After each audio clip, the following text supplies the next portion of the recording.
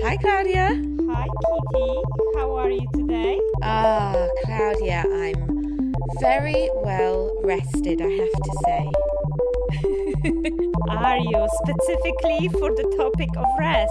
I'm so proud. Exactly, for this very calm, relaxing, contemplative topic of rest and happiness. So if you haven't guessed yet, today is our fourth burst of happiness dedicated to rest. And what we'll be trying to explore is what is rest and how meaning, numbers, ordinary moments and play can help us to rest better. Very well put. So Kitty, you mentioned that you rested today, but generally, are you good at resting? This is a very interesting question. I've written a lot of notes and I've struggled to answer that question myself because I've got two polarizing opinions on what rest is. And actually, I don't know what rest is, Claudia. Great, okay. Okay, let's then take one step back. What is rest then? What specific definitions do you have? Well, for me, when I think about rest, it's very still and stopping and like a weekend. Okay, so you work hard in the week and you rest at the weekend. And what does that mean? It means, and this is where I struggle because actually for me, change is a rest. And the phrase, the change is as good as a rest. Everything that I was writing about my reflections on this month and in it, how it related to rest, it was all based around change. And so when you ask me, am I good at resting? Yes, I'm very good at change and feeling rested from change, but I'm not very good at sitting still and not doing anything. And that's where I really struggle with rest, is the quiet moments of rest. How interesting and insightful that is. Okay, yes, because I must say, in the beginning, when I start thinking about rest, I was thinking, okay, similar to you, if rest is sitting still and doing nothing, then I'm terrible at it. Yeah. It's much more easier for me to be busy and doing something than being rested, as in fully stopping and not doing anything. Yeah. But when I start researching a rest is actually about activities that are about unwinding and calming our minds and recharging and restoring us. And it doesn't necessarily mean sitting down and being still. So when I started looking into different types of rest, then I thought, I'm actually not that terrible at it. Yeah, that's how I felt as well. When I was like, okay, if Claudia will agree that some activities are rest, which I sort of knew you would because we've talked about it before, then I am good at rest in some ways.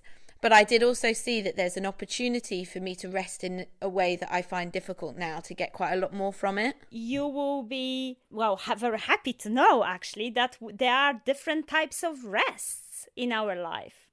There is a TED talk by Dr. Sondra Dalton-Smith. She's a physician and a researcher, and she actually speaks about rest in terms of restoration in 7 key areas of our life. We have physical rest, which can be active or passive, mental, sensory, creative, emotional, social, and spiritual. Oh, wow. Yes, I see them all very clearly.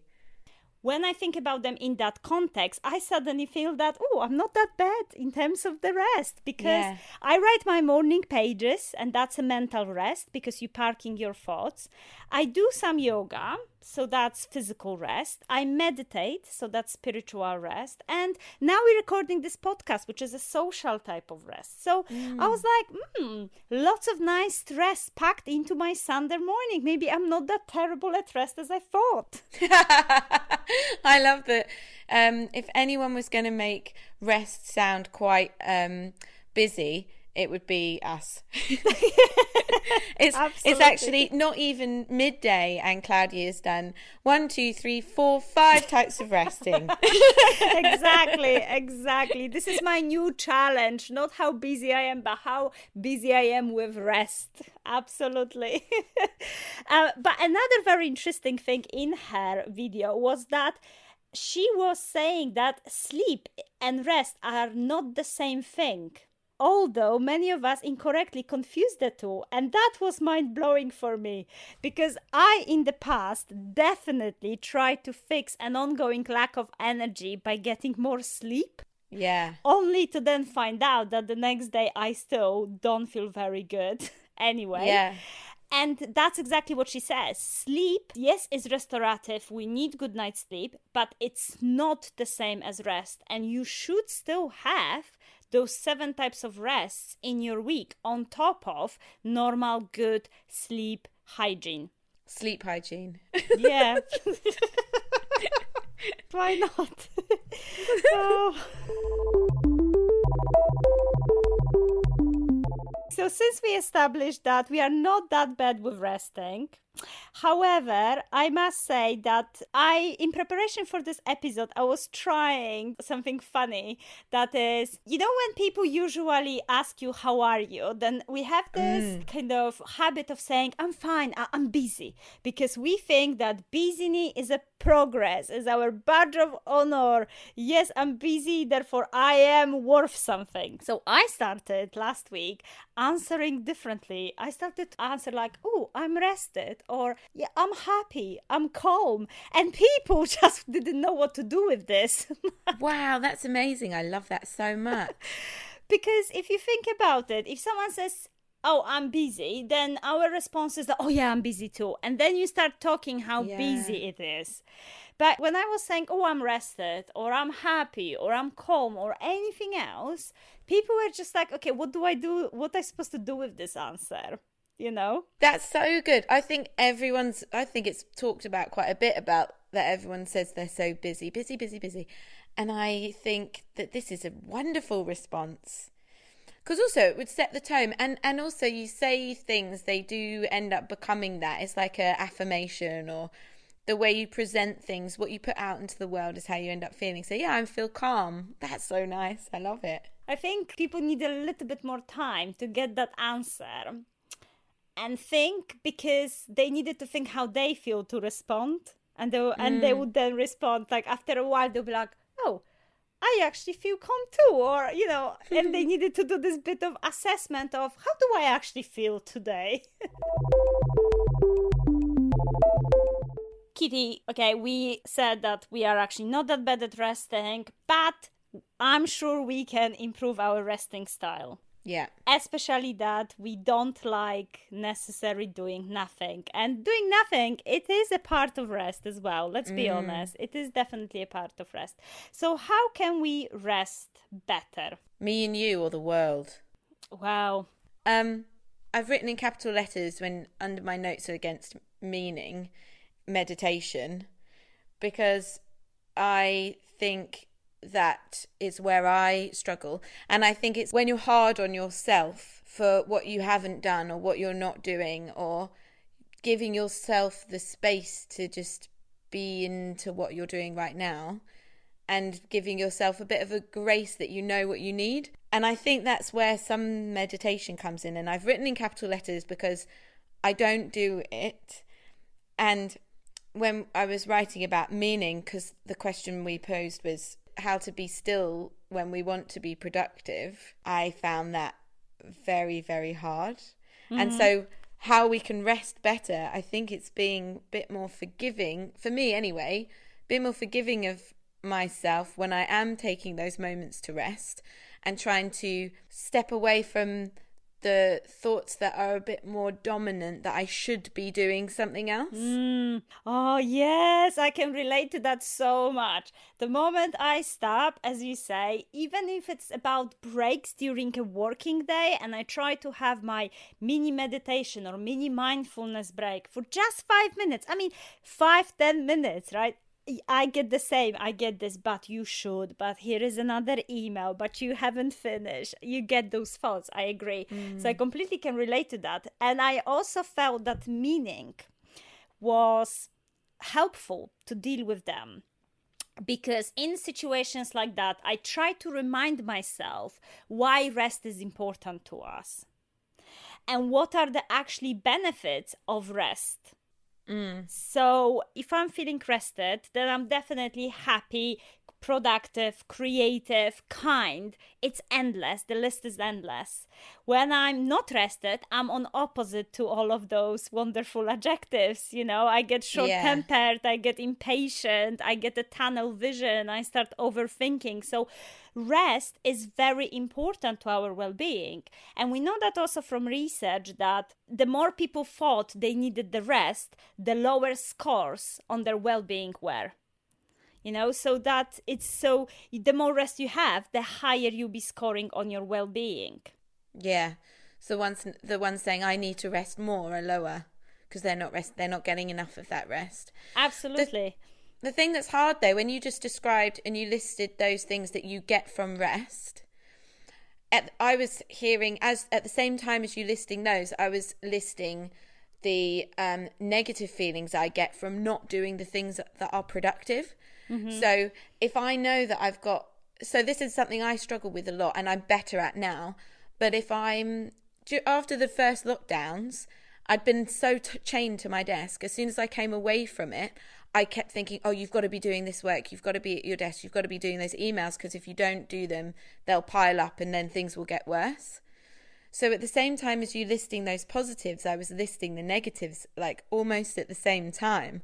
So it's how do you listen more to the advice of the positive than the negative? Because the negatives are so dominant sometimes. Yes. I think additional argument that you could try to use is from neuroscience. That is, when we rest, it's for our brain to complete a process called integration. Integration means that our brain takes all the information that we are exposing it to and it starts learning and it starts organizing them. And if you don't rest, your brain doesn't have time to do that tidy up of information. Wow. Okay. So yes, I understand that we kind of feel this urge that no, I need to now make a decision and finish this task. But if you give your brain rest, it will have time to organize that information you're dealing with in something meaningful. And when you come back to the task, you will be much more efficient and better at it. Wow. Klaudia, I just threw that at you and you hit it back with some neuroscience. Oh my gosh, you are insane. This is incredible. You are amazing. Well, science is my friend, Kitty.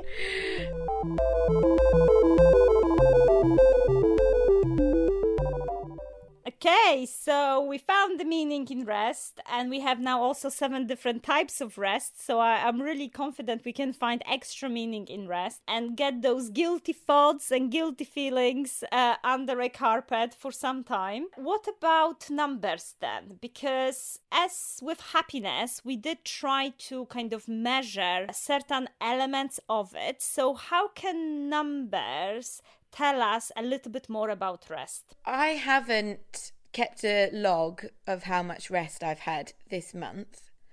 But what I can tell you is that this month I've had every single weekend pretty much off work, minus a few hours here and there. And it's amazing. It's not always possible to take weekends off, but I cannot work any more 7 days a week like I have done in the past. And so something I can put a number to is the weekends. I don't know if it's sad or not, because it's not sad for me because I love my job. I love what I'm doing. But for work to be such a dominant, huge part of our lives, we can't get away from it. We need to do it. But it is the majority of our lives is spent working. The 2 days off are really important. And so that's where I was sort of seeing numbers, is this making sure that you take these breaks within work. And it does come down to work in the way that I was thinking. Mm-hmm. Yeah, absolutely. I think that's when we are working and we are in that flow, sometimes we do forget take breaks and take that restful moments. And you're right. Yes, on occasions we might be in situations we need to work weekends, but that shouldn't be the habit. We should have certain time off during the week to really recharge. Do you see a difference in your productivity, in your overall well-being as a result of taking those 2 days off? Yeah, 100%. I took a week off last summer. It was a sort of state of mind that I'd never actually been in before, and I really didn't enjoy being away from my desk for that week. And as soon as I got back to my desk, I felt calm, but it wasn't like I was doing any work at that second. It was just the fact that I was at my desk. And so not having enough time off made me feel like I couldn't have that time off. And it was a false reality, really. And so now I know that I can take this time and I can come back to work, and hopefully I can demonstrate that to the rest of the team, that if you're feeling pressure to work, because we work in social media, we manage social media marketing for different brands and businesses, and they can feel that pressure on social to work all the time, but actually it's not good for anyone. And I hope by demonstrating that the guys in the team can feel that they can take this time off, or at least talk to me if it's all getting too much. So yeah, big difference. Absolutely. So you're not only impacting your life, you are the role model to your team. And I think we forget that if the way we deal with rest is a role model example for our family, for our children, for our coworkers, for our teams. So if we don't do that, then we kind of setting a standard that rest is laziness and you shouldn't be doing it, and you only deserve rest if you finish your tasks. You can otherwise no rest for you. And those are obviously very, really strongly rooted assumptions in our culture of busyness and productivity. But actually, we already discussed this, that we know that the rest is so useful for us. So let's set up this amazing role model of having those restful moments.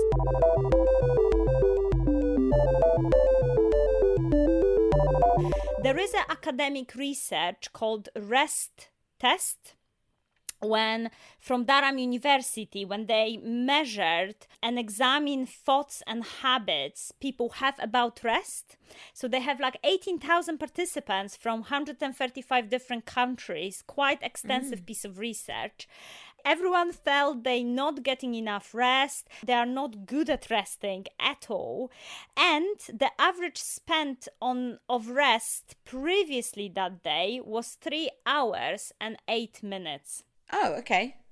In a day? Yes. So the day before, people spent 3 hours and 8 minutes of resting on average. That sounds like quite a nice number. Yeah, I thought 3 hours and 8 minutes, not bad, every day. I think that sounds quite good. So they were saying that they weren't getting enough, but actually sounds all right to us. Or are we harsh critics? Maybe it's not enough. Yeah, we maybe need to write to professors of Durham University and we're like, how many hours did we expect to get rest? Yeah. It's like, sorry, 3 hours sounds plenty. What are your favorite activities of rest? Well, at the moment, I've been nesting, Klaudia. I've got my own flat now, and I've never been a nester. I've always been a shared house, get in, get out, find your rest in the pubs, in the bars, in like going out for drinks, going out for dinner, socializing. And now I am reupholstering furniture. I've bought myself a sander. I've gone out in the garden, I'm pulling up weeds. I'm sitting in the garden, looking at the garden, thinking, cannot wait to get in that soil and pull out those things. I don't know what they're called, but I don't want them there. And then I'll sit at the end of the day being like, what an amazing day of pottering around and making things look nice and making clothes and making things. But I get enjoyment out of work, and sometimes work can feel fulfilling and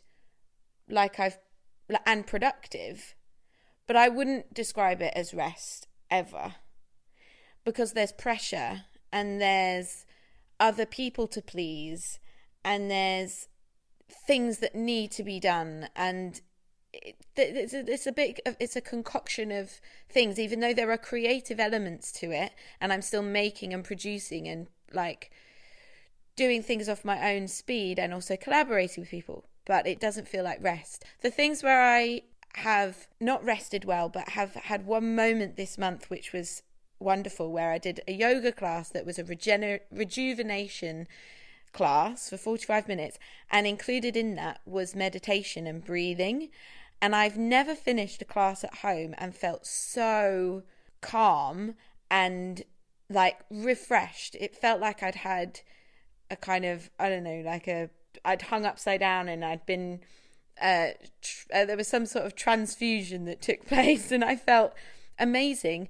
And it was partly this meditative element to it, which is the thing that I struggle with, to sit and meditate and just kind of have this clear mind. But I really enjoyed this one yoga class, and I've done it again since, and it just felt lovely. I love how everything that you're describing is those little, almost ordinary moments of yes. That kind of feeling. I agree. I think work, it's fascinating, it's stimulating, it's fun, but it still requires you being on, and you need to put lots of energy into it.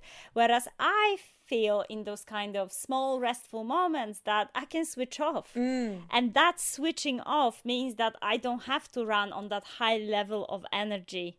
Yeah. So everything that you're saying, gardening, scrapbooking, yoga, you can add to the list, walking, writing, listening to radio, all those things that you just switch off, I think are those little restful moments. And this is where our ordinary moments come into a place, because I think that actually rest is nothing special. It's quite ordinary. Claudia Hammond, in her book, The Art of Rest, she describes 10 restful activities based on research: mindfulness, daydreaming, a nice hot bath, a good walk exercise, doing nothing in particular, listening to music, alone time, time in nature, and reading. Yeah, lovely. Do you know what? I wrote down nature in my ordinary, I think because I'd been in the garden a bit, but nature really is an ordinary, beautiful rest, and you see the change, and there's so much to look at. You can sit still in nature, do nothing, and just watch things happen around you. And and cooking, something you do every single day, is so ordinary. But I did also say that I find cooking stressful sometimes, but it's when there's this pressure, if there's a time constraint, if I've got to be out the door, then actually cooking isn't is stressful. But when cooking is for myself, it's leisurely, it's an enjoyment, it's very restful. Yeah, so I think we're adding additional aspects of restful activities. We're not prescribing what these should be, but there are a few components you're mentioning, like no pressure from people, time, environment we are in, the kind of time for us, a little bit boundless moments of this ordinary joy that we can do to really rest. What a quote, boundless moments of ordinary joy. That is such a good line, Klaudia.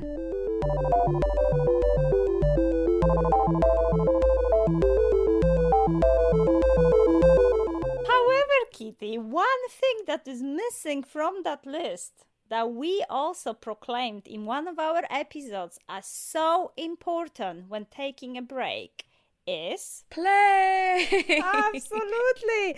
I was like, come on the base of the research, they didn't come up with playful moments. Well, play, I think, is interesting because, as discussed in the previous episode, Play and Happiness, there are so many different ways to play.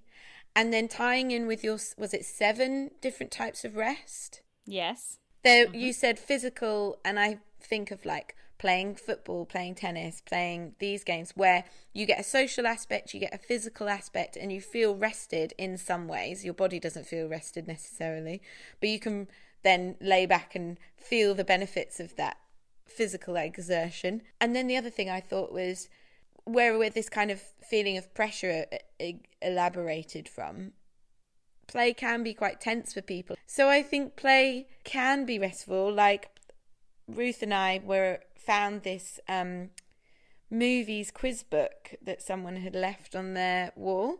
So it was like, here's some books, take these books. And we picked up this quiz book. It was so great. It had illustration clues of like 100 movies. And we were walking down to the park, and we sat in the park and we just played this movie quiz game together. And we didn't want to leave the park. It was such a nice day. The sun was shining. We were just playing this quiz game. And the thing was that neither of us had to think of any questions. It was a really beautiful book, and it was a really fun game for us to play together. And it was definitely a restful, like, it was rejuvenative. It rejuvenated us for sure. Yeah.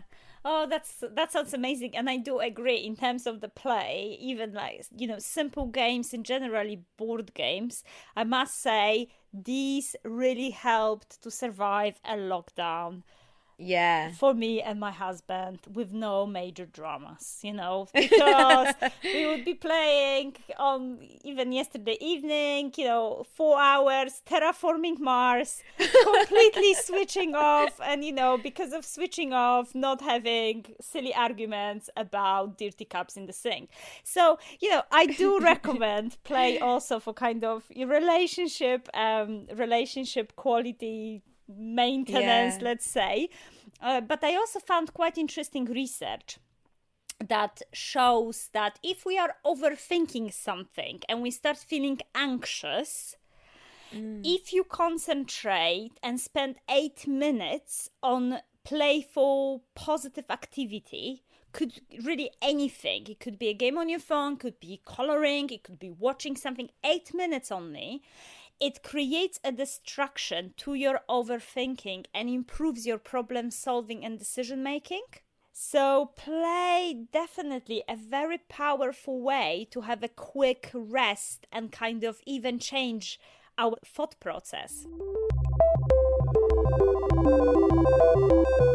Okay, Kitty, we find out that rest does not equal sleep, but it's much more complex than that. And that there are 7 different types of rest, which is kind of about unwinding, restoring ourselves in 7 areas of our life. Do you remember which areas? Oh.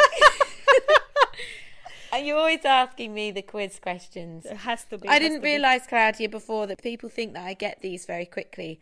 But actually, I edit out me not being able to get them. So letting everybody in to that this time round. Okay, we've got physical, mental, spiritual, creative, emotional rest, sensory and social. Here we go. That's incredible. Well done. Thank you. So a few ideas for you to have a better rest. Find meaning in it.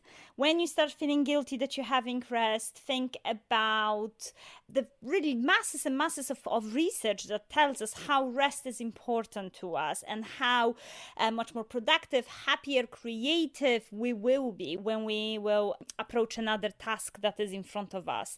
So find meaning in those restful moments. Put a number on it. You can measure how often you rest and what type of rest is most beneficial to you. So look at some statistics, see how you compare to 3 hours and 8 minutes that come from the research from Durham University. Take pleasure in ordinary moments. I think we have plenty of these, and we listed so many of different ordinary moments. The really trick is that you're not under massive time constraint, you don't have expectations from other people, and you simply switch off. And finally, play more. Next month's Burst of Happiness is going to be about optimism. We'll be looking back on topics from Series 1 as always. So this month we'll be talking Q, questions. R, resilience. S, social media. And T for time and happiness. Yes, and as always, we dare you to be happy. Bye! Bye!